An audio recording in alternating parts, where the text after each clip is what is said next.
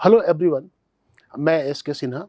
आज 11 तारीख का जो फर्स्ट सेशन का जो पेपर है जेई मेंस का, उसके ऑर्गेनिक के क्वेश्चंस मैं डिस्कस करने जा रहा हूँ।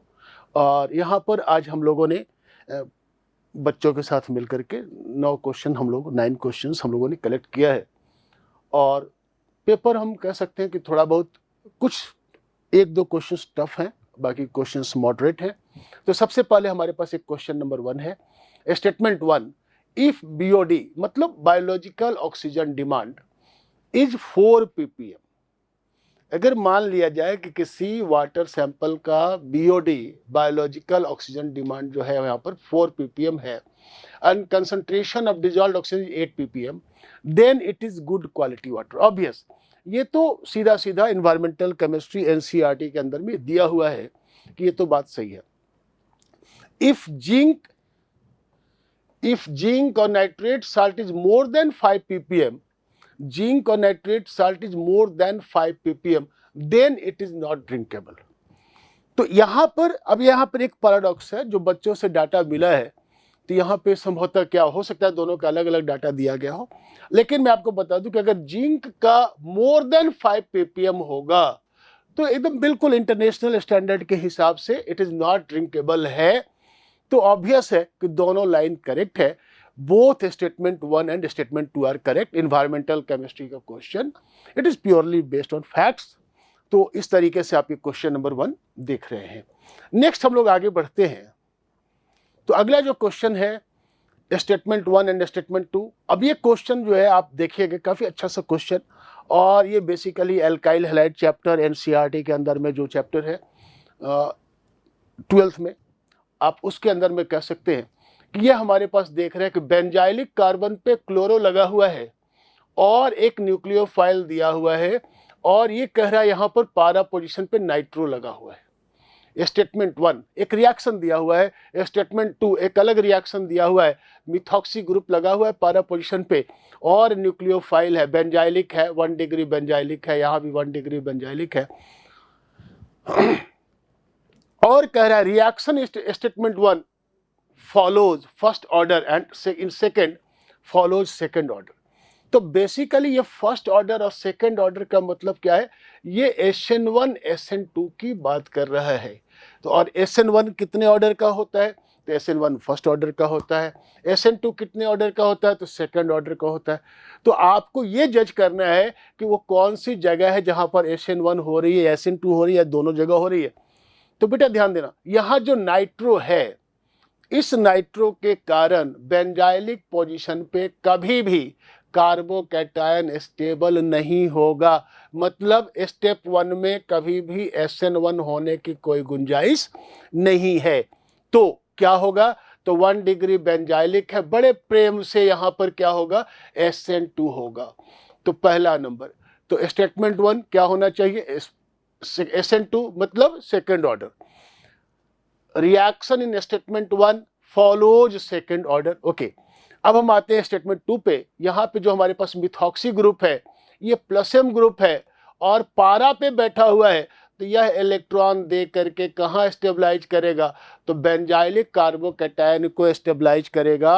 और बेंजाइलिक कार्बोकैटायन का फॉर्मेशन कहाँ होता है, तो बेंजाइलिक कार्बोकैटायन कहाँ बन सकते हैं, SN1 में। तो कभी भी अगर न्यूक्लियोफाइल वीक है, यहाँ ये नहीं दिया हुआ है कि न्यूक्लियोफाइल कैसा है, स्ट्रांग है या वगैरह वगैरह, तो न्यूक्लियोफाइल अगर वीक है तो यहाँ पे कार्बोकैटायन के फॉर्मेशन के आधार पे यहाँ पर SN1 रिएक्शन फेवर होगा और यहाँ पर it follows first order reaction.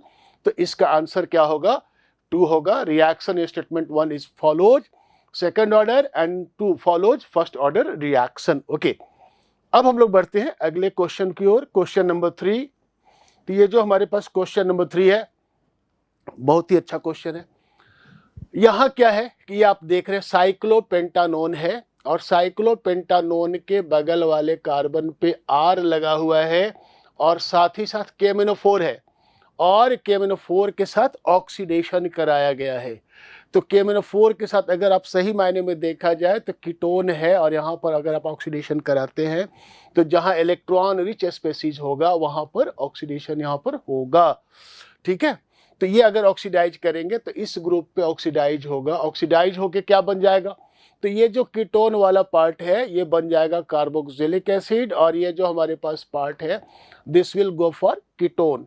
तो ये बना देगा क्या, तो R C dash dash dash dash double bond O O H, और यहाँ क्या बन जाएगा, कीटोन बन जाएगा। ओके, नेक्स्ट आप देख रहे हैं हाइड्रोजन क्यूएच, ये क्या है, तो ये आप ध्यान रखिए कि ये आपके पास हाइड्रोजन क्यूएच है, उल्फ किस्नर रिडक्शन। तो इसमें क्या होता है कि aldehyde ketone are reduced completely, और ये जो एसिड है यहाँ पर एक कार्बोक्सिलेट बन जाएगा। लेकिन अगेन फर्दर देखिए यहाँ पे H3O दिया हुआ है, तो ये जो हमारे पास जो कार्बोक्सिलेट है दोबारा उसके पास H+ आ जाएगा, तो दिस इज योर प्रोडक्ट। तो ए क्या बनने वाला है, तो ए बनने वाला है बॉन्ड के डिसोसिएशन से ये बनने वाला है, और बी के अंदर में ये पार्ट खत्म हो जाएगा। तो कुल मिला के आप देखेंगे कि this is your A. Okay, कि ये पार्ट हमारे पास कहाँ क्या आ रहा है और बी में क्या आ रहा है, ठीक है। तो यहां पे देखना कि ये हमारे पास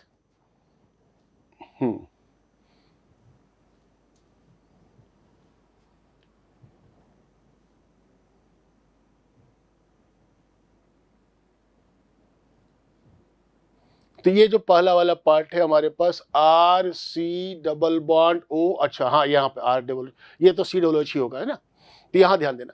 तो दूसरे पार्ट में हमारे पास क्या होना है, सी डबल एच रहना है, और फर्स्ट पार्ट में हमारे पास क्या होना है, तो फर्स्ट पार्ट में दिस विल बी, ये हमारे पास double bond O and O H, ठीक है। तो ये हमारा जो ऑप्शन है ये आपका आंसर हो जाएगा R C double bond O, carbon carbon carbon carbon, और यहाँ ध्यान दीजिए इसके बाद हमारे पास ये क्या हो जाएगा कि यहाँ पर डबल बॉन्ड OH हो जाएगा, ये कार्बोक्सिलिक पार्ट हो जाएगा, ठीक है। और जब हम ये हमारा ए हो गया और हाइड्रोजन से जब हम कराएंगे तो this will be totally reduced, ये हमारा हट जाएगा, और ये हमारे पास आर सी दिस एंड ये पार्ट एसिड ही रहेगा। तो ये हमारा आंसर हो गया, third option answer is 1। Okay okay, अब हम आगे बढ़ते हैं। X is a polymer which has linear structure. X एक पॉलीमर है जिसका स्ट्रक्चर लीनियर है, एंड नो ब्रांच, और उसमें कोई ब्रांच नहीं है। X is prepared using titanium 4 chloride and aluminum isopropoxide. What is this? Ziegler-Natta catalyst. तो ये जो जिगलर नाटा कैटलिस्ट का प्रयोग करते हैं, बिना ब्रांच का बनाते हैं, लीनियर स्ट्रक्चर वाला पॉलीमर बनाते हैं। कौन सा पॉलीमर बनाते हैं, तो बेटा this is high density polyethylene. ये जो हाई डेंसिटी पॉलीइथिलीन होते हैं इसमें ब्रांचिंग नहीं होती, और इनके फॉर्मेशन में जिगलर नाटा कैटलिस्ट का प्रयोग किया जाता है। लो डेंसिटी पॉलीथीन कब होता है, जब इसमें ब्रांचिंग इंट्रोड्यूस्ड कर दिया जाए। ओके, तो यहां पर ध्यान दीजिए, तो इसका सबसे बढ़िया आंसर क्या है, हाई डेंसिटी पॉलीइथिलीन। ये एक अच्छा सा क्वेश्चन है, काफी अच्छे तरीके से ट्रिकी, जिसमें कि छुपाया गया क्वेश्चन को, लीनियर स्ट्रक्चर है, ब्रांच नहीं है, और इसको टाइटेनियम 4 क्लोराइड एल्यूमिनियम 3 आइसोप्रोपाइड के बनाते हैं, तो ये कुल मिला के हाई डेंसिटी पॉलीथीन है। ओके, तो क्वेश्चन नंबर 4, अब आगे बढ़ते हैं। Question number 5, L isomer of C4H8O give Schiff's test. The compound is L isomer C4H8O का L isomer Schiff's test देता है। तो पहला नंबर C4H8O क्या है, तो भैया इसमें 4 कार्बन है, ऑक्सीजन 1 है, अगेन ऑक्सीजन यहां पर O4 है, यहां पे करेक्शन कर लीजिएगा 1 2 3 4, यस C4H8O4 है। Okay, C4H8O4। अब यहाँ गिव्स Schiff's टेस्ट, तो ये अगर O4 है, इसमें DU कितना हो गया, तो DU हो गया 1, और Schiff's टेस्ट देता है, तो Schiff's टेस्ट कौन देता है, तो अल्डिहाइड एंड कीटोन, यहाँ ध्यान दीजिए। और इसके बाद आपको और भी क्या देखना है, Schiff's टेस्ट देता है अल्डिहाइड, और अगेन एक बात और क्या देखना है इसमें कि ये कंपाउंड कैसा है, एल आइसोमर है। तो अब आपको ये 4 कंडीशन सेटिस्फाई करने हैं कि 4 कार्बन है, 4 ऑक्सीजन है, 1 DU है, अल्डिहाइड ग्रुप है और एल है। तो पहला नंबर, इन दोनों में तो अल्डिहाइड नहीं है, ये साइक्लिक फॉर्म में है। तो ऑब्वियस है कि ये दोनों रूल्ड आउट हो जाएंगे और इन दोनों केस में एल्डिहाइड है, लेकिन एल कौन है? तो this is your L, the answer is 2। Okay, तो इस बात को ध्यान रखना है। L isomer of C4H8O4, C4H8O4 gives Schiff's test. The compound is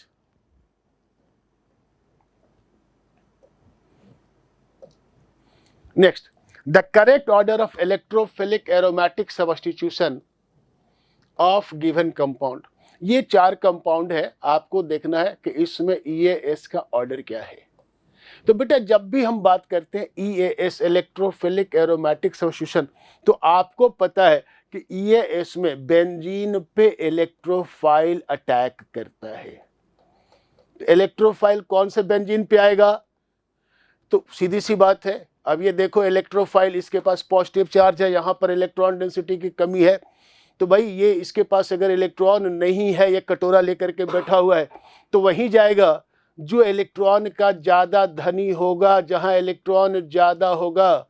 तो इसमें आपको कुछ नहीं करना है, आपको देखना है कि किसके कहाँ पर कौन सा बेंजीन रिंग इलेक्ट्रॉन रिच है, या फिर किसके हमारे पास किसके बनने वाले जो कैटायन है, एरेनियम आयन है, वो ज़्यादा स्टेबल हैं। ओके, तो सबसे पहले यहाँ पर देखिए फिनॉल डायरेक्ट बैठा हुआ है बेंजीन रिंग पे, और यहाँ पर बगल में बैठा हुआ, तो इसका माइनस आई होगा। बेंजीन रिंग को 2 अल्फा हाइड्रोजन से आप इलेक्ट्रॉन दे पा रहे हो, लेकिन OH का यहाँ माइनस आई एग्जीक्यूट होगा। यहाँ पर ईथर है, ये आपके पास प्लस M है, और यहाँ 2 अल्फा हाइड्रोजन से आप बेंजीन को इनरिच कर रहे हो, बेंजीन रिंग में इलेक्ट्रॉन डेंसिटी आप बढ़ा रहे हो।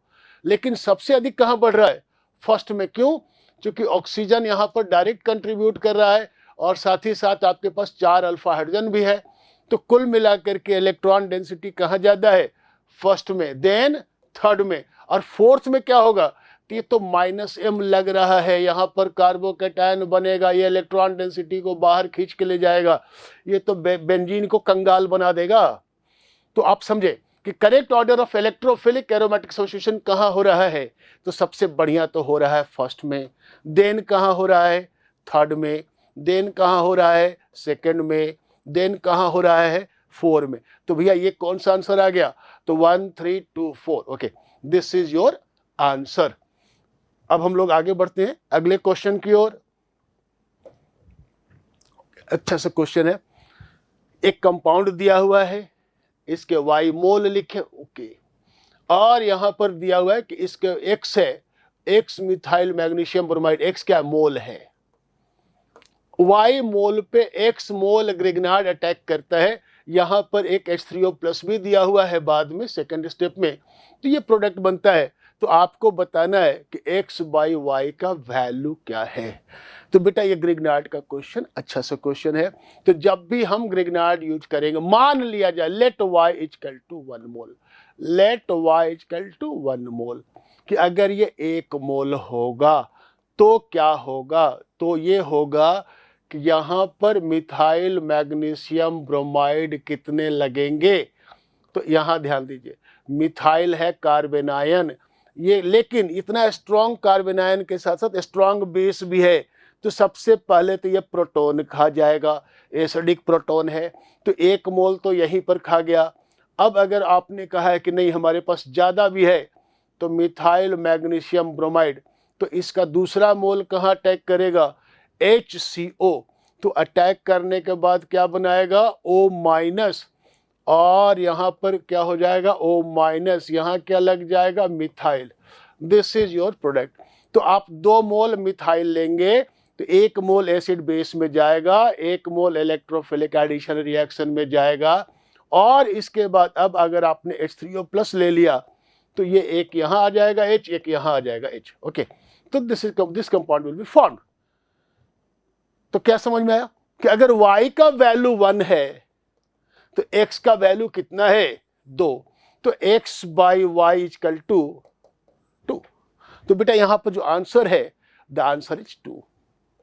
यह ध्यान रखिएगा, अच्छा सा क्वेश्चन है, थोड़ा सा घुमाया गया इसमें, और एसिडिक प्रोटॉन को भी उसमें काउंटर किया गया है।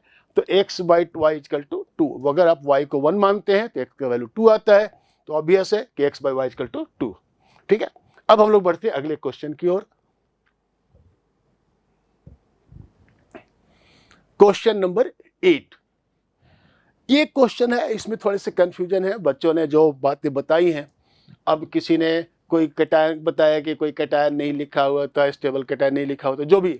खैर, अपन तो मान के चल रहे कि एक स्टेबल कार्बोकैटायन के बारे में बात कर रही है कि यहाँ पर अगर कोई कंपाउंड है, हमारे पास ये अल्कोहल है और इसमें HBr से रिएक्शन कराया गया तो क्या होगा। तो जब भी आप HBr से रिएक्शन कराएंगे तो यहाँ पे होना क्या है, तो HBr से रिएक्शन कराएंगे तो सबसे पहले तो ये बनेगा आपके पास ऑक्सोनियम आयन बन करके कार्बोकैटायन बन जाएगा। लेकिन अब ये जो कार्बोकैटायन है, ये कार्बोकैटायन तो रीअरेंज करेगा ही करेगा। क्यों? क्योंकि ये कार्बोकैटायन 2 है और रीअरेंजमेंट के बाद ये बहुत ही ज़्यादा स्टेबल हो जाएगा। तो ये जो कार्बोकैटायन बन जाएगा लाइक दिस। और ये जो कार्बोकैटायन, अगर क्वेश्चन में पूछा गया क्या कि इसमें कितने हाइपर कंजुगेबल हाइड्रोजन है, तो ऑब्वियस है यहाँ पर 2 हो गया, एक 3 हो गया और यहाँ पर एक 4 हो गया। तो कुल मिलाकर के हाइपर कंजुगेबल हाइड्रोजन की संख्या कितनी है। अच्छा सा क्वेश्चन है, रिएक्शन के साथ यूज किया गया, तो आंसर इज 4। तो ये आपका क्वेश्चन नंबर 8। ओके, नेक्स्ट हम लोग आगे बढ़ते हैं अगले क्वेश्चन की ओर। और ध्यान दीजिए, ये एक अच्छा सा क्वेश्चन, ये अपनी सीट में भी, रिजॉनेंस की सीट में भी एकदम स्पेसिफिक मेंशन किया गया है। तो यहाँ पर ध्यान दीजिए कि ऑर्थोफिनाइल डाइअमाइन को नाइट्रस एसिड के साथ रिएक्ट किया गया तो प्रोडक्ट पी बनता है। पी क्या है, तो ये ध्यान रखिएगा, ये यहाँ पर एक एरर है। और तो पी क्या है, ऑर्थोफिनाइल डाइअमाइन। तो बेटा ध्यान देना कि जब भी आप फिनाइल डाइअमाइन की बात कर रहे हो तो यहाँ पे NH2, यहाँ पे NH2 है। और अगर आप नाइट्रस से रिएक्शन कराते हैं तो ऑब्वियस है कि यहाँ पर रिएक्शन दिया हुआ है, तो रिएक्शन में हम लोग मान के चल रहे हैं कि NaNO2HCl का प्रयोग किया गया और इससे सबसे पहले क्या बनेगा, डाइजोनियम N+Cl- और बगल में क्या है, NH2। ओके, अब यह ध्यान देना, तो इसी जगह पे गेम है कि अगर डाइजोनियम बन रहा हो और बगल वाले एटम पर लोन पेयर हो, है ना, नाइट्रोजन हो, तो नाउ दिस में attack and it will go for this rearrangement. तो यहाँ पे कुल मिलाकर के आपके पास क्या हो जाएगा, ये N double bond N dash NH2 plus and dash, और यहाँ पर चला गया, यहाँ पर लोन पेयर आ गया, तो कुल मिलाकर के यहाँ पे चार्ज खत्म हो गया और यहाँ पर आ गया Cl-। Now what will happen कि ये जो यहाँ पर एक एक्स्ट्रा प्रोटॉन है, वो प्रोटॉन यहाँ चला गया और अब आपके पास क्या बन गया कि ये जो कंपाउंड है, now this is your compound N double bond N dash this one and एक बच जाएगा। तो इस तरीके से देखोगे कि ये एरोमेटिक कंपाउंड है और बेंजीन के बगल में एक और एरोमेटिक रिंग, कौन सा जगह है, कौन सा अच्छा आंसर है, first. This is the case. इसमें ध्यान रखना, कभी भी अधिकांश बच्चों ने इस तरह से क्वेश्चन बनाए होंगे, गलत है। ये थोड़ा सा बेसिकली जेईई मेन ने एक थोड़ा सा परिचय दिया है अपने थोड़ा सा क्लेवर होने का, एक अच्छा सा क्वेश्चन बनाया उसने। हालांकि अपने रिजॉनेंस के सीट में हम लोगों ने क्वेश्चन स्पष्ट सारे सीट में, सभी में एरोमेटिक कंपाउंड का जो सीट है जहाँ पे हम लोग फिनॉल एनिलीन पढ़ते हैं, तो वहाँ पे क्वेश्चन दिया हुआ है। ओके, तो this is very fine question, अच्छा लगा। और इस पेपर में 1-2 क्वेश्चन छोड़ करके बाकी बहुत टफ क्वेश्चन नहीं है और मॉडरेट है। ओके, और इसी के साथ हम लोगों ने ये पूरा का पूरा पेपर डिस्कस कर लिया और फिर हम लोग मिलेंगे अगले सेशन के पेपर्स के साथ। Okay, till then, thank you, good bye.